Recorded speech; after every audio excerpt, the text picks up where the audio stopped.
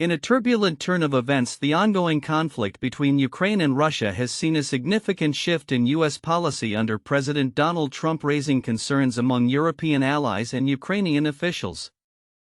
Following a tense meeting with Ukrainian President Volodymyr Zelenskyy at the White House, Trump announced the suspension of military aid to Ukraine, a move that has prompted a flurry of diplomatic activity across Europe as leaders scramble to address the implications of this decision.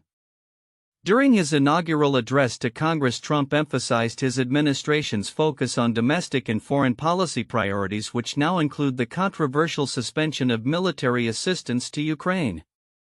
This decision comes at a critical juncture as the war enters its third year, with Russian forces allegedly numbering around 620,000 troops in Ukraine and its surrounding regions, according to Ukrainian military intelligence. This troop level represents an increase of 40,000 personnel since late 2024. In response to the shifting dynamics, European leaders, including British Prime Minister Keir Starmer, have taken proactive steps to prepare a peace plan aimed at de-escalating the conflict. Starmer's one-on-one talks with Zelenskyy on March 1 highlighted the urgency with which European allies are approaching the crisis. However, Finnish Foreign Minister Elina Valtonen voiced skepticism about Trump's strategy, suggesting that appeasing Russia will not effectively bring about peace. "In my personal view, it should be exactly the other way around," she stated during an event at Chatham House in London, indicating that pressure should be applied to Moscow rather than Ukraine. The ramifications of the U.S. aid suspension have left many questioning whether Europe can step up to fill the financial and military gaps. Countries like Estonia have called for a united European front to support Ukraine. But significant political hurdles persist. With funding gaps and opposition from nations such as Hungary complicating matters, the prospect of a cohesive European response remains uncertain. Ukrainian officials have expressed discontent with the abrupt cease in U.S. military support, with Zelenskyy himself indicating regret over the White House meeting that preceded the aid suspension. "I will work under Trump's leadership," he remarked, reflecting a willingness to adapt amidst the challenges posed by the changing political landscape in Washington. Amid these developments, the battlefield continues to evolve. Russian forces are reportedly innovating their attack strategies, utilizing larger numbers of drones in an effort to penetrate Ukraine's air defenses. Meanwhile, Ukrainian forces have made recent advances near Pokrovsk, a flashpoint in the ongoing conflict. However, analysts caution that while diplomatic efforts are ramping up, the likelihood of reaching a meaningful ceasefire remains low as both sides prepare for continued military engagement. As the situation unfolds, the international community closely watches the evolving dynamics between the U.S., Ukraine, and Russia. Future developments will hinge not only on military strategies but also on the effectiveness of diplomatic initiatives spearheaded by European leaders keen on restoring stability in the region. The coming weeks will be critical in determining whether peace can be brokered or if the conflict will persist unabated, shaping the geopolitical landscape of Europe for years to come. In a continuing escalation of the Russo-Ukrainian conflict, recent assessments highlight significant developments in military operations on both sides.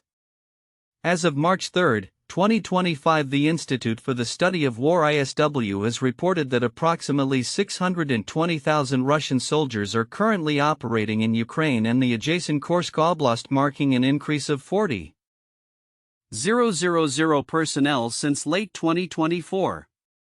This surge is attributed to Russia's successful recruitment efforts, which have surpassed quotas due to additional financial incentives and prison recruitment strategies that, while effective in the short term, are not sustainable over the long haul.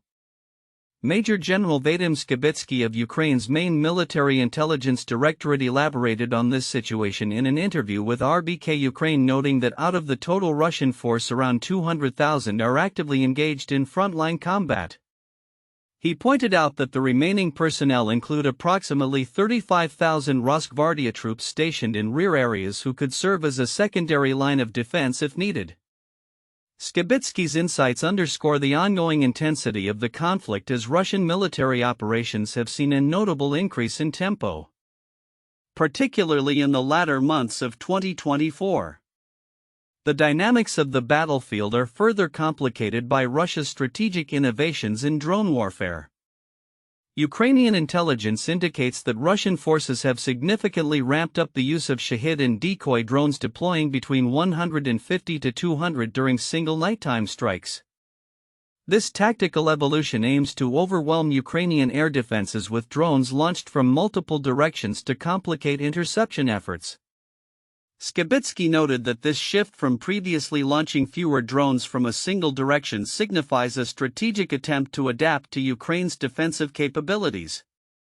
Despite these advancements, ISW analysis reveals that Russian missile production has not seen a substantial increase. However, there is a discernible shift towards producing missiles and drones that are more effective against Ukrainian defenses, such as the Kh-101 cruise missile and the Kinzhal ballistic missile.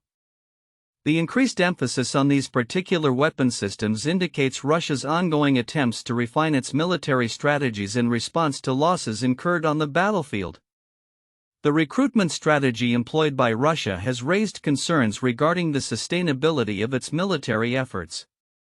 The Kremlin's financial incentives, such as increased enlistment bonuses, have successfully drawn in recruits, including individuals under criminal investigation or serving sentences. However, reliance on such measures may lead to challenges as the Russian economy grapples with the financial burden of military expenditures. On the ground, both sides are experiencing shifts in territorial control. Ukrainian forces have recently made advances near Pokrovsk, while Russian troops have pushed forward in areas of Velika Novosilka and Kursk Oblast. These movements reflect the ongoing tug-of-war for strategic positions, as both nations attempt to consolidate gains and apply pressure on their adversaries. Looking ahead, the implications of these developments extend beyond immediate military engagements. Continued Western support for Ukraine is expected to exacerbate Russia's operational challenges, potentially influencing the Kremlin's strategies and negotiations in 2025. As the conflict evolves, the situation remains fluid, with military, economic, and political dimensions continuously intersecting. As the war continues to unfold, the international community will be closely monitoring these developments, particularly the impact of recruitment strategies, military innovations, and external support on the trajectory of the conflict. The coming months will be critical in determining whether either side can leverage its current advantages into a decisive outcome, or whether the stalemate will persist, requiring new strategies and negotiations. In a surprising turn of events, the geopolitical landscape has shifted dramatically following President Donald Trump's recent decision to halt military aid to Ukraine, a move that has raised eyebrows and concerns across the international community. This marks a significant departure from the long-standing U.S. policy of supporting Ukraine in its ongoing conflict with Russia, and signals a potentially groundbreaking realignment of American foreign policy that leans towards Moscow. Trump's announcement, made after a contentious Oval Office meeting with Ukrainian President Volodymyr Zelenskyy, has been met with both applause and alarm. The president's decision to cut military support effectively appears to favor Russia in a conflict that has seen the West rally against Russian aggression since the invasion in 2022. In the aftermath of the announcement, Kremlin officials expressed surprise and satisfaction, with Russian spokesman Dmitry Peskov stating the new administration is rapidly changing all foreign policy configurations, suggesting a newfound alignment with U.S. policies that could play into Russia's hands. This latest shift is particularly notable against the backdrop of Trump's previous term in office, during which he faced accusations of being too cozy with Putin while simultaneously enacting numerous sanctions against Russia and approving military aid to Ukraine. Contrary to expectations that a Trump presidency would lead to warmer relations with Russia, his first term was marked by a complex mix of rhetoric and actions that left many in Moscow feeling disappointed. The consensus in the Kremlin by the end of Trump's first term was that U.S.-Russia relations would remain strained regardless of who occupied the White House. However, analysts now suggest that the current geopolitical realities are different. As Europe grapples with the repercussions of Trump's pivot, the European Union is ramping up its defense capabilities, with President Ursula von der Leyen announcing plans to boost military spending significantly. This rearmament initiative underscores the seriousness with which European leaders are taking the potential weakening of the transatlantic alliance in the face of a more assertive Russia. While Trump's supporters argue that his foreign policy reflects a desire to prioritize American interests and reduce military commitments abroad, experts warn that this could lead to further instability in the region. Political analysts such as Ian Bremmer highlight that Trump's approach is often personal and transactional, suggesting that his relationship with Putin may influence his decision-making in ways that could complicate U.S. foreign relations further.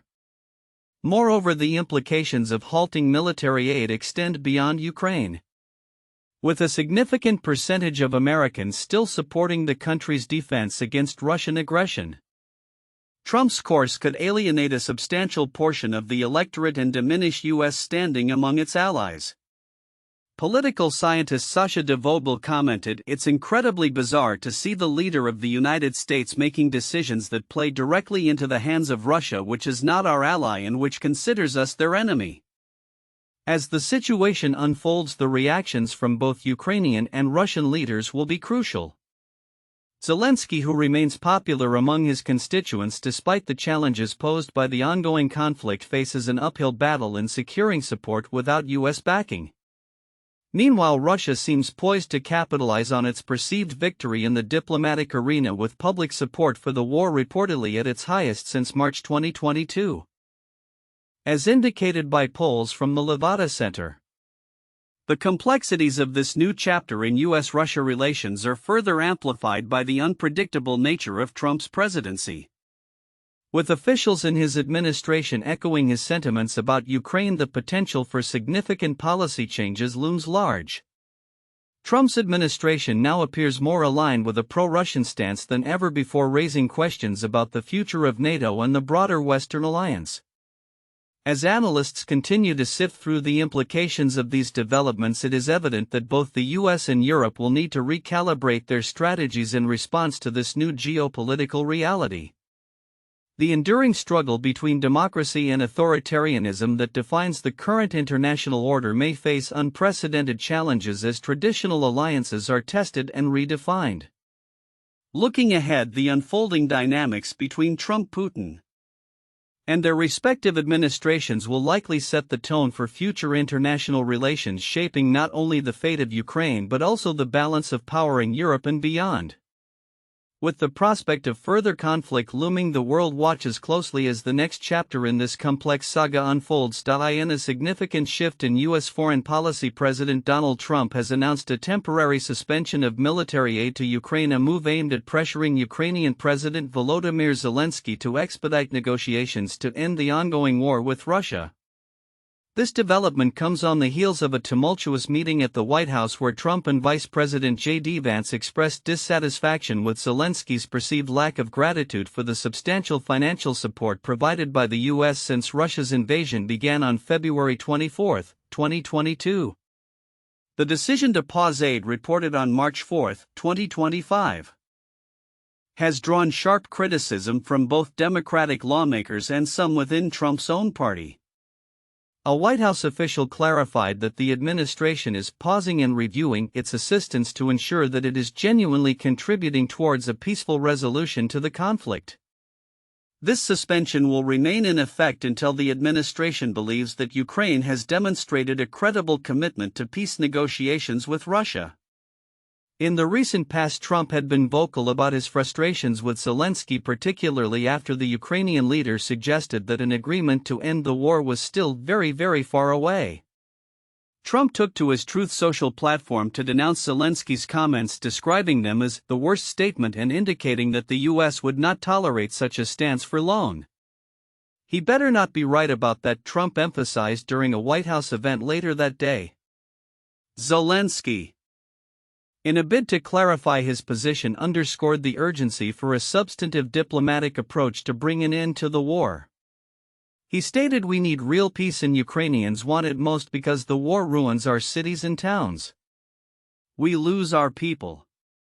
We need to stop the war and guarantee security." Zelenskyy also reiterated his appreciation for U.S. support and expressed readiness to cooperate under Trump's leadership to achieve lasting peace. The backdrop of this political dynamic reveals a complicated relationship between the US and Ukraine, particularly as Trump prepares for the upcoming 2024 election, where he has promised a quick resolution to the conflict. His approach, however, has raised concerns among many lawmakers. Democratic Representative Brendan Boyle described the decision to halt aid as reckless and detrimental to U.S. national security, emphasizing that bipartisan support for Ukraine is vital in the face of Russian aggression. Trump's national security advisor Mike Waltz further cast doubt on Zelensky's readiness to negotiate, suggesting that the Ukrainian leader's posture during the Oval Office meeting raised questions about his willingness to compromise. Is he ready personally, politically, to move his country towards an end to the fighting? Waltz asked, indicating a growing concern about the future of U.S.-Ukraine relations. As this complex situation unfolds, analysts are watching closely, particularly regarding how Russian President Vladimir Putin may interpret the divisions between U.S. and Ukrainian leadership. Angela Stent, a former national intelligence officer, noted that Putin likely feels emboldened by the current discord and may believe that the West will become increasingly fragmented over time. Despite the tensions, Zelenskyy remains optimistic about the potential for a peaceful resolution. He has proposed initial steps towards a ceasefire, including the release of prisoners and a ban on missile strikes and long-range drones. "We are ready to work fast to end the war," he stated, echoing sentiments expressed by European leaders about the necessity of a collaborative approach to peace. As the geopolitical landscape continues to shift, the implications of Trump's decision to pause military aid could resonate far beyond immediate military support. The evolving dynamics between Trump and Zelenskyy, coupled with the broader international response, will likely shape the future trajectory of U.S.-Ukraine relations and the ongoing conflict with Russia. Observers are left to ponder whether this pause will serve as a catalyst for meaningful negotiations or exacerbate an already fraught situation. The coming days and weeks may prove crucial as both leaders navigate the complexities of diplomacy in a time of war.